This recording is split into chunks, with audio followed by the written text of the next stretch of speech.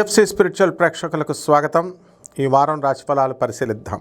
ఓం హ్రీంకారాసనగద్భితానలసికాం సౌహక్లీం కళాం బిభ్రతీం సౌవర్ణాంబరధారిణీం వరసుదాదహుతాం త్రినేత్రోజ్వలాం వందే పుస్తకభాషమంకుశధరాం స్రగ్భూషితాముజ్వలాం త్వాం గౌరీం త్రిపురాం పరాత్పరకలాం శ్రీచక్రసంచారిణీం.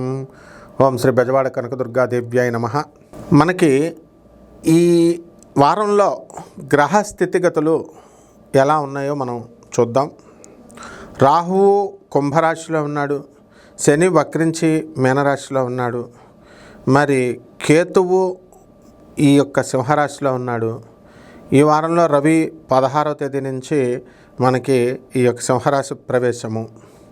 ఇక గురుడు వచ్చేసరికి మనకి కర్కాటక రాశిలో ఉన్నాడు. కుజుడు మనకి ఆగస్టు 2 నుంచి మనకి మిథున రాశి ప్రవేశం చేస్తున్నాడు. అలాగే ఈ యొక్క బుధుడు మనకి ఈ యొక్క కర్కాటక రాశిలో ఉన్నాడు. దీన్ని బట్టి ఈ వారంలో ఒక్కొక్క రాశి వారిగా 12 రాశుల వారికి ఫలితాలు ఎలా ఉంటాయో చూద్దాం.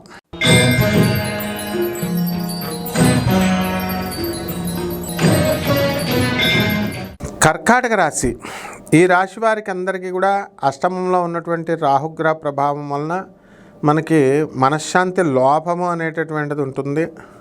అలాగే ఈ రాశి వారికి ఆదాయాలు బాగా పెరుగుతాయి. రావాల్సినటువంటి స్కాలర్షిప్లు స్టూడెంట్స్కి రావు. ఎంటెక్ చదువుకోండి రా బాబు అంటే ఎందుకు, బీటెక్ చాలు కదా, ఎంటెక్ ఎందుకు, దీనికి మా సార్లే దీనికి ఎంటెక్ చేసి 30,000 ఉద్యోగం చేస్తున్నారు, ఇంకెందుకు ఎంటెక్తో ఉద్యోగాలు, బీటెక్ ఉద్యోగాలు చేస్తాం చాలు అని అంటూ ఉంటారు. అంటే మీ అభివృద్ధికి మీరే ఆటంకాలు వేసుకుంటూ ఉంటారు. ఒక విధంగా మీరు కూడా బీటెక్ చేసి ఉద్యోగాలు చేయడం మంచిదే అనుకోండి. అలా విద్యార్థులు డోలాయమాన పరిస్థితుల్లో ఉంటారు. డెసిషన్ అనేటటువంటిది తీసుకోలేని పరిస్థితుల్లో ఉంటారు. అలాగే ఈ రాశి వారికి వ్యాపారాలలో చాప కింద నీరులాగా సంపాదించడం అనేటటువంటిది మీరు చేస్తారు. అలాగే ఈ యొక్క అత్తగారులతో, భార్యలతో, తర్వాత మీ యొక్క స్త్రీలతో, మహిళలతో చాలా జాగ్రత్తగా వ్యవహారం చేసుకోవాల్సినటువంటి అవసరం ఈ యొక్క కర్కాటక రాశి వారికి ఉంటుంది. అనేకమైనటువంటి వాగ్దానాలు మీ అత్తగారి వాళ్ళు గతంలో మీకు చేసి ఇంకా మీకు తీర్చలేదనేటటువంటి దాంతో మీరు ఉంటారు. ఆ విధంగా మీరందరూ కూడా కోర్టుల్లో కేసులు వేసుకొని ఇంకా తేలకుండా ముందుకు వెనక్కి లాగుతూ ఉంటారు. కాబట్టి ఈ రాశి వారు అందరూ కూడా మనకి శని వక్రించి ఉండడం కారణంగా మీ తల్లిదండ్రుల నుంచి మీకు రావాల్సినటువంటి ఆస్తులు ఏవైతే ఉన్నాయో ఆ ఆస్తుల్లో మీకు కొంచెం తక్కువగా మీకు ఇవ్వడం అనేటటువంటిది మీ తండ్రి గారు చేయడం వల్ల మీ మనస్సు బాధపడుతూ ఉంటుంది. అందువల్ల పరిహారాలు చేసుకోవాలి.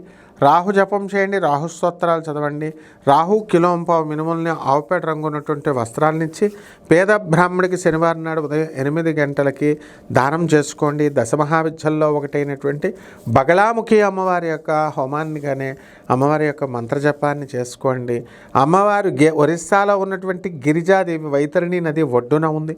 ఆ ఆలయానికి జాజ్పూర్ వెళ్ళి ఆ అమ్మవారి దర్శనం చేసుకోండి. మీ మాంగళ్యం గట్టిగా ఉంటుంది. శుభమస్తు.